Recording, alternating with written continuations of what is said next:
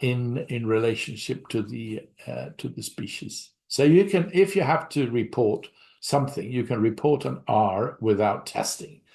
So don't test anything with a dash, just report R if you need to report anything. And IE means that, yes, we have dealt with the breakpoint and the agent. There wasn't sufficient evidence to determine a breakpoint. And that leaves the field open for your own assessment if you need to do that. And then there is a document called, among the guidance document, called What to Do When There Are No Breakpoints. And you can go to that document and you will have advice on how you can deal with agents where there is an IE in the table. And then, of course, UCAST is known for listing MIC distributions systematically on the website and for assigning an ECOF to every agent species distribution, which will divide or distinguish between those that have no resistance mechanisms at all and those that have one or several resistance mechanisms, irrespective of whether they are clinically relevant or not. And that then we talk about wild type versus non-wild type, and the breakpoint, if you like, is a microbiological breakpoint and is called the epidemiological cutoff. And that's what I use very much for finding out, for determining whether a bug has any resistance mechanisms at all. And I do that before I start advising my clinical colleagues.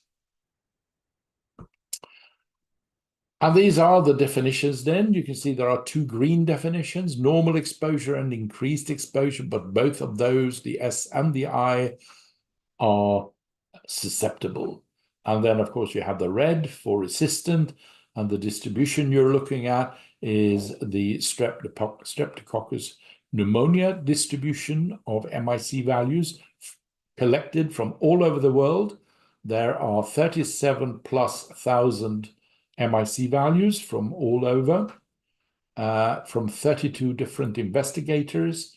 The clinical breakpoints are S less than or equal to 0.06 and R more than 2. And then you can see the ECOF is 0.064. Anything under a blue bar is considered completely without beta-lactam resistance mechanisms.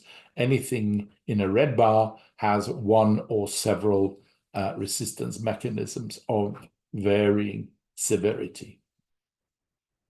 Here's the same thing, but for an E. coli, for cefotaxime, and you can see the distributions are very similar. There are always 3 to 5 blue bars, and then for those where resistance is known, there will be some or many short or tall red bars. And in this case, you can see there are 44 contributors and 10,000+ observations. That's the wild type, and you can see the ECOF is 0.25.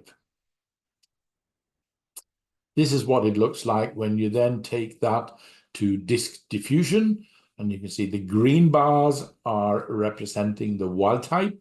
The red bars are representing those that are resistant by the clinical breakpoint of R more than 2, so 4, 8, 16 and upwards. And then we always have an area of technical uncertainty in the middle where we're not quite sure because of the expected overlap between different MIC values once it goes to zone diameters.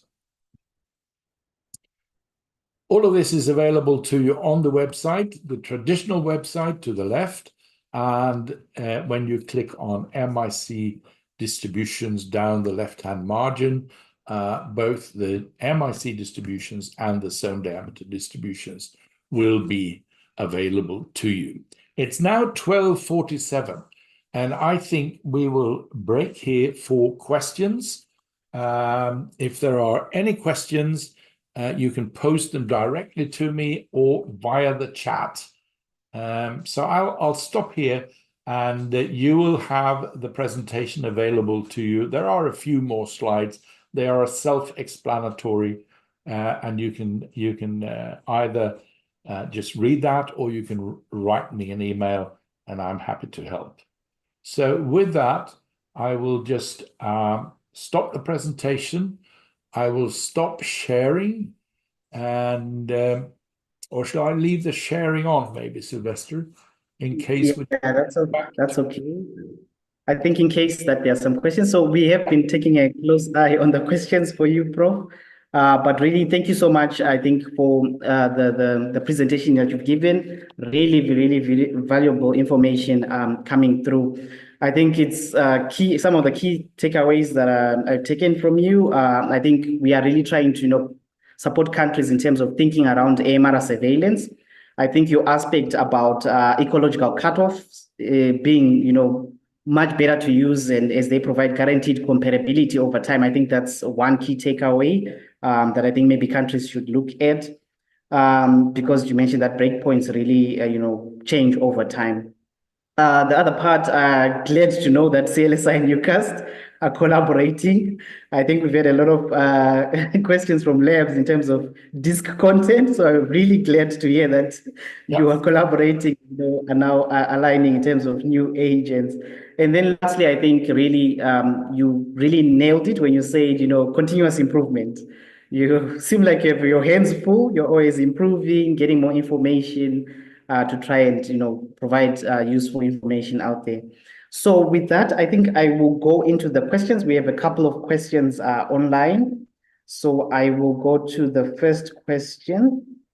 And this question is coming from, I'll just pick randomly, Daouda Torre. He asked in French, but he's really asking, why should a lab choose the UCAS standard over the CLSI standard? Yeah, that's a good question. And I think there are some reasons for staying with CLSI. If you've been using CLSI for many years, you should not abandon a standard lightly. It has to do with things like continuous updates. Can you afford to get the continuous updates for CLSI? Or are you in an economical situation where you then prefer to use an old standard because you've already paid for it and you don't feel like updating and paying for new updates every year?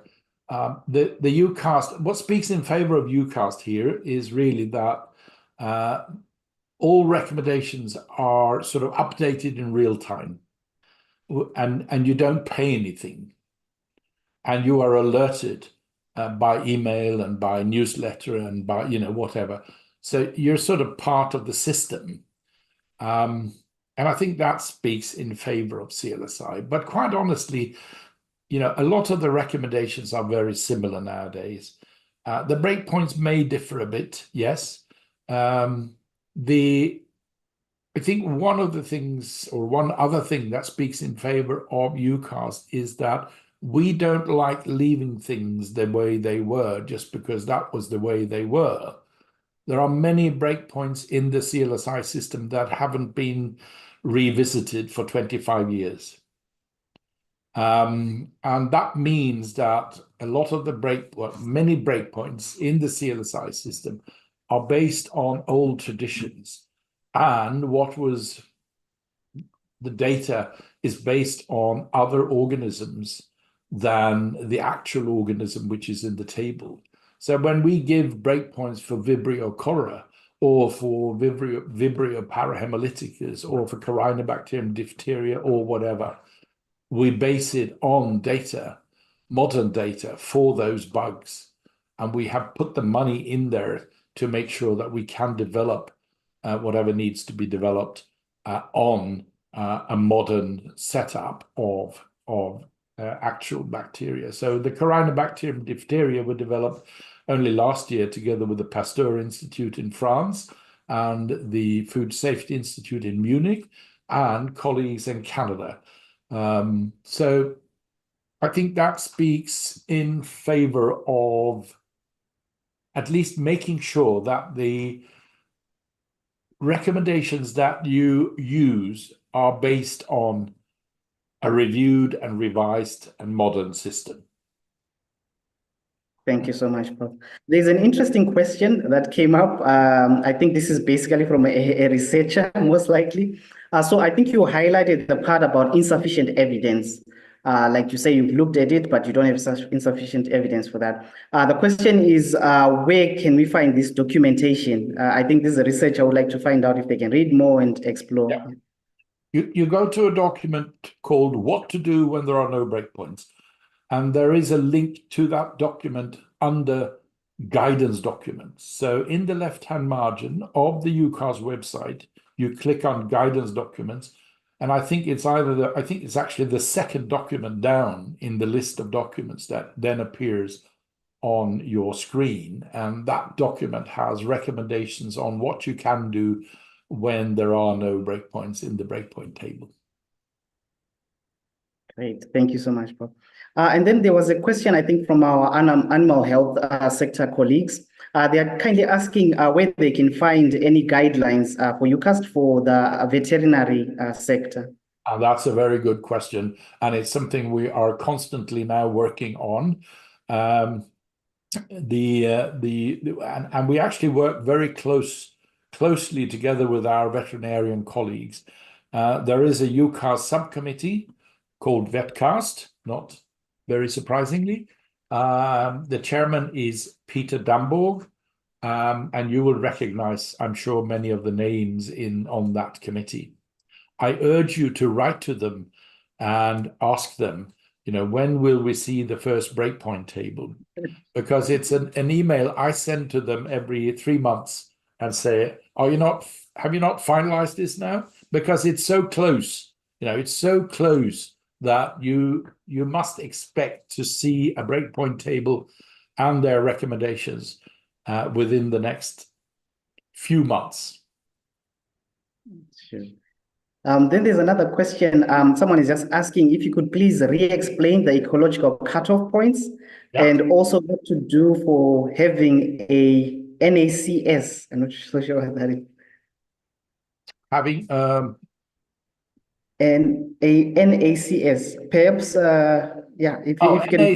Yes, a NAC, yes, a NAC. So let's start with the ECOF. When many people use the same method for performing an MIC, it's not surprising that they all get roughly the same result, okay? If you send me a recipe for, a dish, and I practice for 25 years making that dish, a soup or a stew or whatever, you will eventually, after 25 years, say, you've got it right. It tastes the way it should taste. And it's the same with the MIC. We can actually get the same MIC around the world for a certain bug and a certain agent, just because we practice, we use Muir Hinton from the same sources, and we try to control all the ingredients used for performing an MIC. And then when you put all that data together, you will discover that it's either monomodal, because there is no resistance whatsoever. All the strains that you have collected are all wild type, have no resistance mechanisms, and you will see a Gaussian monomodal distribution, very similar to the one I showed for example, cefotaxime, except then we had some resistance already.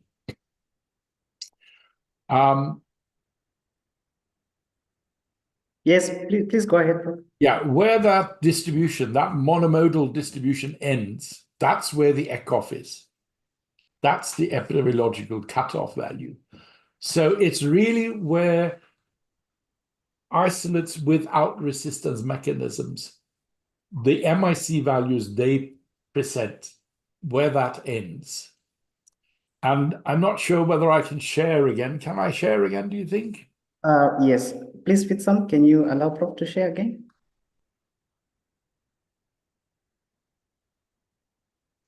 And let's see if I can back up here. I can only go, no, here. So this is a good example. So this is something you're all up against. It's E. coli and it's cefotaxime. And I put it to you that irrespective of where I collect E. coli in the world, they will distribute in a very similar fashion. And the blue bars will be identical. The proportion between the blue bars and the red bars will differ in different parts of the world. But the actual precision, if you like, the MIC values of the blue bars will be the same on the west coast of India as in Australia, among E. coli from seagulls in Chile, seals in the Black Sea, women with urinary tract infections all over the world, they all distribute exactly the same. The only difference being that the proportion of red bars in relationship to blue bars will be higher in some areas of the world because of higher degree of resistance than in other areas of the world because of a lower degree of resistance. But the ECOF is the same. It's 0.25, irrespective of where we collect those E. coli. And you can see down in the right-hand corner of every graph on the UCAS website, it says something like 10,487 observations. Observations are MIC values from 44 data sources, where data sources are investigators from all over the world. It's in the literature, publications, it's from animal programs, it's from surveillance programs, it's from Sentry, it's from all over the world, it's from development programs, from industry, etc., etc. So we are not picky when it comes to accepting data from anyone and everyone. We are picky about the quality of the data, and nowadays we can assess the quality by just comparing one distribution to another distribution. So that's how the ECOFs are developed, and that's how the MIC distributions available to all of you freely are developed. Then let me just say that NACs, what you need to do when it comes to organizing and forming a national AST committee is you need to pick up the phone or your email, and you need to find a number of colleagues who all think, that would be a good idea. Let's form an NAC. And then you need to maybe phone your health department or, some colleagues in the reference laboratory or, whatever. And you say, we would like to form a NAC because we think it would be a good idea to have a national AST committee which can communicate with UCAST, be part of the consultation process, help translate documents, help advise locally, maybe help with education of laboratory staff.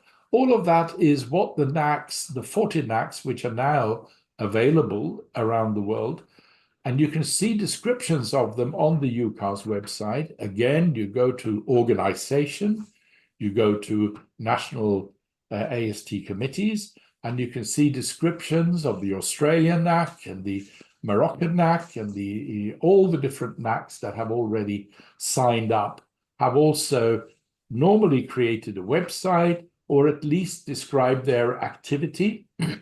So if you're good at Chinese, for example, there is a complete Chinese NAC webpage and document translating all UCAST recommendations to Chinese.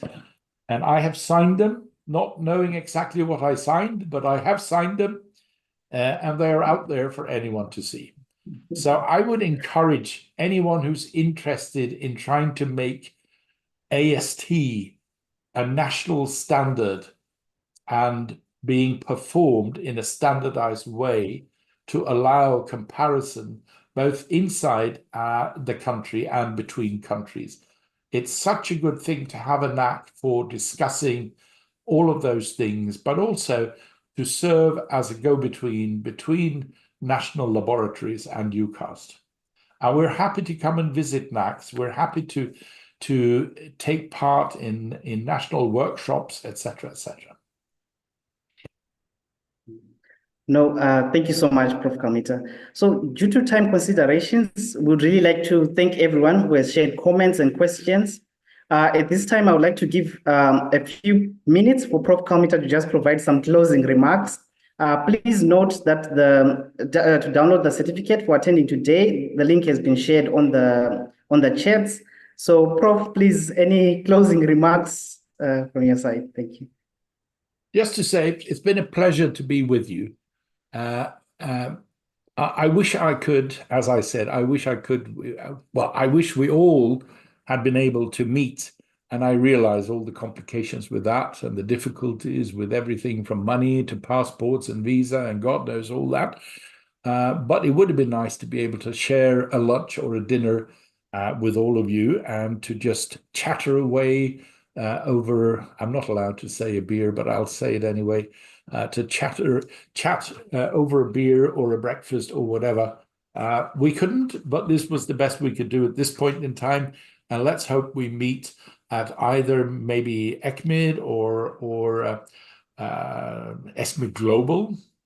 It's now ESMID Global, or for that matter, ICC in Istanbul in November, where I will be and give at least 2 talks. So it's been a pleasure being here with you, and thank you so much for listening.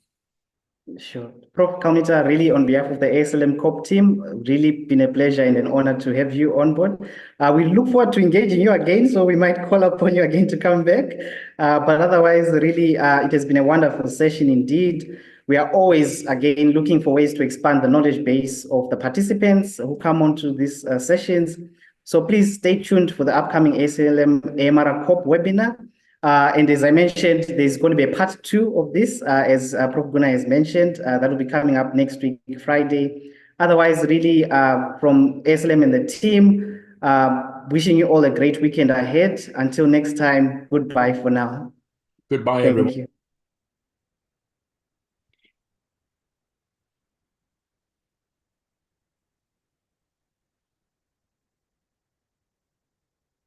So, Prof, what's up for the weekend? Actually, tomorrow I'm going to see an old friend from the 1970s, and we haven't seen each other for a long time, so that will be very nice. And otherwise, maybe some gardening, and also I'm preparing talks for Istanbul. Yes. Started with that already. So yeah, maybe actually, it's nice weather today. I may take my motorbike and go for a ride. Okay. Well, please keep safe. We still need you. Yeah, I've been riding a motorbike since I was 20, so. Okay. No, thank you so much. I just to let everyone know, we've taken note of some of the questions. I think there were some questions that were not answered. We'll just try to summarize them and share those with you, Prof, so that if you respond, we'll just attach them as additional resources for everyone. If you can put them in an Excel file or something, then I can just try to answer each of the questions. And also to inform them that, and I think I did that on the chat, that they can write to me, and they can find my email on the UCAS website. So that's easy. Yes. What we'll also do is, I think with the resources, once you answer the questions, we'll also just add your email address there and share it as well. Yeah. Otherwise, no, really, Prof, thank you so much, and wishing you a fantastic weekend ahead. And to you, Sylvester, it was a pleasure. Thank you so much. And keep in touch. Yep, definitely. Thank you. Yeah. I don't know if Sarah or Alex are still there. Thank you so much to both, and wishing you a great weekend. ASLM team, thank you, and wishing you everyone a very fantastic weekend ahead. Thank you so much. Thank you. Bye-bye now. Thanks, everyone. Goodbye.